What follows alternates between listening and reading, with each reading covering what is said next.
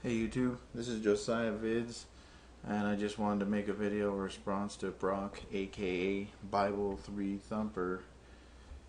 He made a video attempting to prove that the New World Translation taught the worship of Jesus Christ.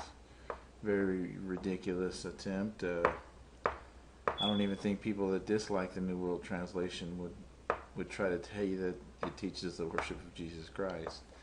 It's so ridiculous that in this video he had to say it a couple of times to get the point across. But anyway, he used Luke 50 to 53 to try to prove his point. Now, I'd like to make a similar challenge to him. I'd like to say, if I could prove that you took Jehovah's Witness literature and purposely misrepresented it, well, maybe not purposely, but intentionally or unintentionally, I'd like to ask that you take that video you made down and admit that you done so. Okay, so Luke 50 to 53. He basically focused on 53 and then the technical term of the word obeisance. Now, he went to Insight into the Scriptures, Volume 2, and gave you a short definition of the word obeisance. But obeisance literally means the act of bowing, kneeling, or prostrating the body. It's simply a matter of gesture to betoken submission, or a paying of respect. It adequately translates the Hebrew hishtakawa and Greek proskuneo in many cases. Many cases. Not all, but many. Now, he brought you down to the obeisance in the Christian Greek scriptures, which is correct because we are dealing with Luke, which is a Greek scripture. And it says in the Greek, proskuneo corresponds closely to the Hebrew hishtakawa as to conveying the thought of both, mind you, obeisance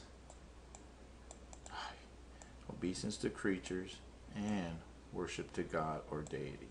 So there's two definitions here. It's telling you that proskuneo can mean obeisance, as we talked about, in the form of simple respect, or worship.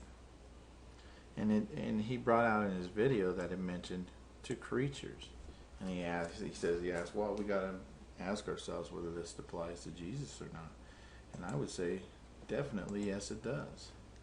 Under the definition of creature, you can look this up on dictionary.com as I did here. It says anything created. Surely falls under the category of Jehovah's Witness theology of Jesus Christ. But whether you believe in their theology or not, the third definition says a person or a human being. Certainly, Jesus falls under any one of these categories. Now, going back to the obeisance definition, we see here that it has two meanings. Proskuneo has the same meaning of respect and has the meaning of worship. Down here below, it even gives you the fact that the verb comes from the word kaneo, which simply means to kiss.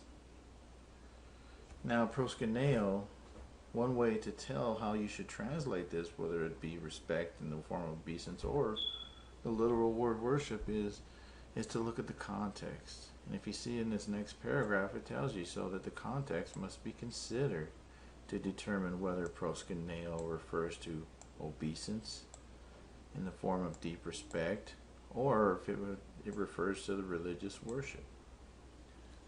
Now, I'd like to still show you in Blue Letter Bible the fact that proskuneo in Blue Letter Bible under Strong's Greek lexicon basically says the same thing as the Insight into the Scriptures does. He said he didn't want to take you to secular. I believe that's because he knew it would basically agree with what the Insight book tells you, what it says.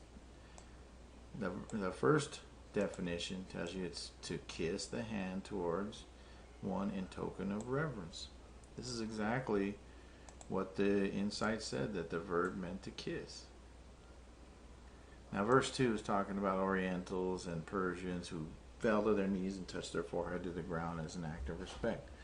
But paying more attention to verse 3, definition 3, it says, in the New Testament, by kneeling or prostrating to do homage to one or to make obeisance, whether in order to express deep respect or make supplication. This definition sounds exactly like what the insight into the scriptures was talking about. Even under the subheading A, it says used of homage shown to men and beings of superior rank. So this wasn't something that was just merely thrown out as worship to God. It was up to the context to tell you whether worship to God should be used or not. Even under this same subheading, it separates God and Christ, heavenly beings and demons. So proskuneo, it is really important to get the context of proskuneo, and then you can translate it properly, whether it's obeisance or worship. Brock made it sound like obeisance meant worship in his video, and I thought that was very deceiving. But anyway, in Luke chapter 24, Jesus Christ had already been crucified. The women went in to see that he wasn't there, ran into some angels. They told him to go tell the apostles that the Christ had risen according to the scriptures. Now Christ runs up to a couple of the apostles walking down the road and basically inquires on to what they're sad and what they're debating about. And they told him the things concerning Jesus. And this is where I want you to pay attention to verse 19. He says, what things? And they asked him, they told him the things concerning Jesus the Nazarene, who became a prophet. This is the way they saw him, as a prophet. Powerful in work and word before God. Before God. They saw Jesus as something other than God because they said he performed these things before God. Certainly these Jews did not believe in worshiping anything other than God, yet they believed this person, Jesus, to be a prophet who performed these miracles before God. In other words, in front of him. Now, I thought verse 38 was of interest also, because after Jesus walking with these apostles, and these apostles not recognizing him, he finally opened them up to the fact of who he was, and opened them up to the scriptures, and explained a lot of the scriptures of detailing about how the Christ had to suffer such things and be risen again.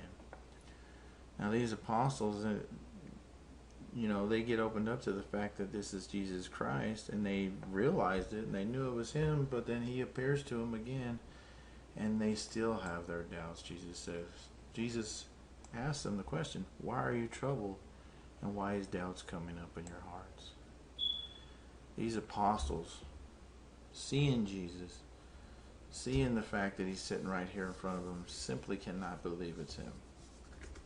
Maybe they just had doubts because he didn't look the same. Who knows? I'm not going to delve into why they didn't believe, but they surely didn't believe it was him.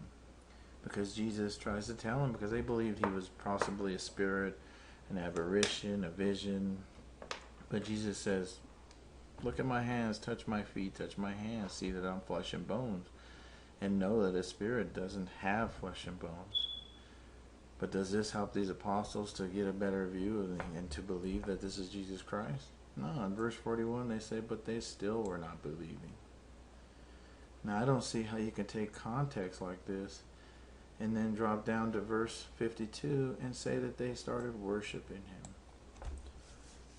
Worship is simply more than bowing down to somebody as an act of respect. This is something that you did with your heart, soul, and mind. And this is what I commented to him. Worship is more than just screaming out loud saying, praise Jesus. You had to believe in your heart and soul and mind that this person was God and that he deserved your worship. Jesus himself said, only worship the Father. Matthew 4:10. He told Satan, go away. It's to Jehovah your God you must worship, and it's to him alone you must render sacred service. Now the context that I've just described to you, was actually noticed by other translations also. Even though most translations do translate it worship, the Young's literal translation realized the context and translated it having bowed down before him. Even the Darby translation says, having done him homage. Through context, you can see that this does not, this verse 52 should not be translated worship. It should be properly translated obeisance, obeisance in the form of respect. I like to make a second video response covering some of the other topics that Brock brought up, and I'll do so as I'm sure I'm running out of my time. I'm only allowed 10 minutes per video, but look for my second video and please comment on this one. Thank you.